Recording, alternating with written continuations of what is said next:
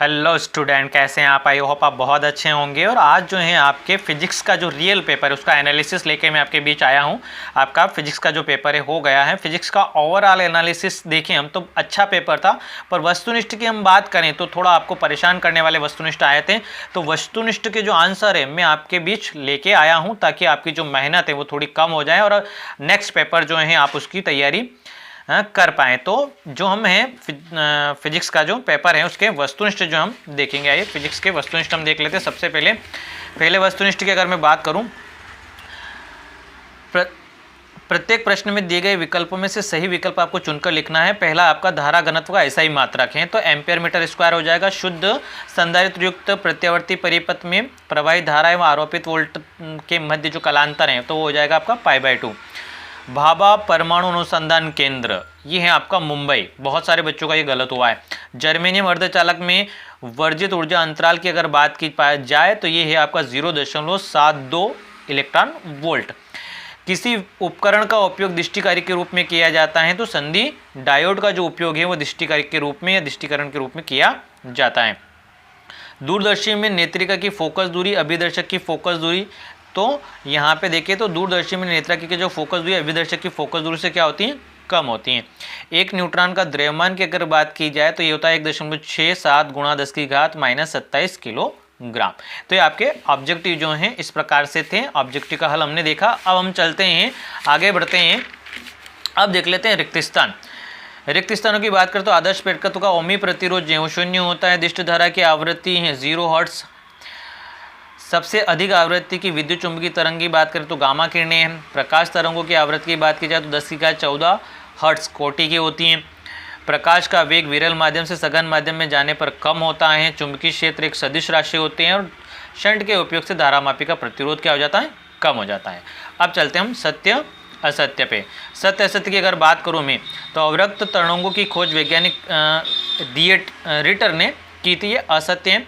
दूसरा देखिए तो सत्य है। तीसरा आपका असत्य है। चौथा असत्य है। पांचवा परमाणु धनात्मक कण है, असत्य है। एक पूर्ण चक्र के लिए जो है आपूर्ति शक्ति का जो मान है 0 होता है, यह सत्य है। माइक्रोवेव का कार्य रेडियो तरंगों पर आधारित होता है, ये भी सत्य है। चलिए आगे बढ़ते हैं और एक वाक्य में जो उत्तर है वो देख लेते हैं। देहली आवृत्ति क्या है, तो ये आपको लिखा हुआ होगा। देहली आवृत्ति क्या होती है, वह आवृत्ति होती है जिसे धातु से इलेक्ट्रॉन जो उत्सर्जन किए जाते हैं उससे न्यूनतम आवृत्ति से इलेक्ट्रॉन उत्सर्जित नहीं होते हैं। प्रकाश का विवर्तन क्या है, प्रकाश का विवर्तन भी आप लोगों ने पढ़ा है।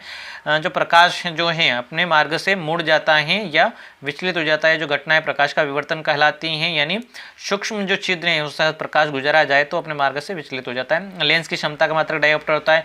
लेंस के चुंबकीय आघूर्ण की दिशा क्या होती है, तो लेंस के चुंबकीय आघूर्ण की जो दिशा होती है वो होती है आपके साउथ पोल से नॉर्थ पोल यानी दक्षिण से उत्तर की ओर होती है।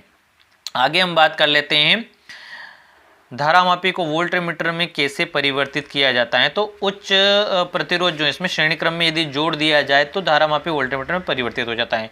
अनुगमन वेग पर ताप का क्या प्रभाव पड़ता है, तो अनुगमन वेग पर ताप का क्या प्रभाव पड़ता है, तो अनुगमन वेग इसमें क्या हो जाएगा, कम हो जाएगा, है ना। ताप बढ़ने पर अनुगमन वेग क्या हो जाता है, कम हो जाता है। विकिरण की ऊर्जा तथा आवृत्ति में संबंध जो है हमें बताना है, तो इसका जो आंसर बनेगा आपका वो बनेगा आपका E = h𝛎। ठीक है, विकिरण की ऊर्जा तथा आवृत्ति में क्या संबंध होता है, E = h𝛎। ठीक है, आगे बढ़ते हैं हम। अब 2 नंबर का जो प्रश्न है वो देखिए हम तो प्रकाश का विद्युत प्रभाव, इसकी डेफिनेशन है। आइंस्टीन का समीकरण भी पूछा है इसमें आपसे। डी ब्रोगली तरंग है, डी ब्रोगली का समीकरण पूछ रखा है। बोर मॉडल की कोई 2 परिकल्पनाएं हैं। परमाणु नाभिकीय मॉडल की खोज चित्र सहित समस्थानिक किसे कहते हैं, संभारिक किसे कहते हैं। तो यहाँ पे हम देखें तो ओवरऑल जो 5, 6 और 7 क्वेश्चन है इसमें सारे जो क्वेश्चन है आपको अच्छे से आपने किए होंगे और सभी टीचर ने आपको करवाए होंगे। ये अच्छे क्वेश्चन है आपके लिए। आगे बढ़ते हैं, क्वेश्चन नंबर 9 देख लेते हैं। मूल आवेश किसे कहते हैं, या आवेश का जो क्वांटीकरण है उसी पर बेस्ड क्वेश्चन है आपका। विद्युत सेल किसे कहते हैं, ओम का नियम, यहाँ पे ओम का नियम आ गया आपका। सदिश रूप में बायो-सेवर्ट का जो व्यंजक है वो आपको लिखना था। ठीक है, बायो-सेवर्ट का व्यंजक जो है आपको लिखना था। इसके बाद एक विद्युत बल्ब 220 वोल्ट, ये आपका अंकित प्रश्न है, अच्छा प्रश्न है। संयुग्मी फोकस किसे कहते हैं, ये भी आपका 2 नंबर का क्वेश्चन है और बहुत अच्छा क्वेश्चन है। अपवर्ती दूरदर्शी परावर्ती दूरदर्शी में 2 अंतर आप यहाँ पे लिख सकते थे। इसके बाद अगला क्वेश्चन देखिए हम तो सामर्थ्य 100 वाट और 400 वाट के 2 बल्बों का प्रतिरोध की तुलना कीजिए, है ना। तो यहाँ पे प्रतिरोधों की तुलना के लिए पूछा गया था। इसका अथवा वाला जो है वो भी अच्छा क्वेश्चन है आपका। किसी चालक तार की लंबाई को मूल लंबाई का आधा कर देने पर अनुप्रस्थ काट क्षेत्रफल दोगुना करने पर प्रतिरोध कितना हो जाएगा।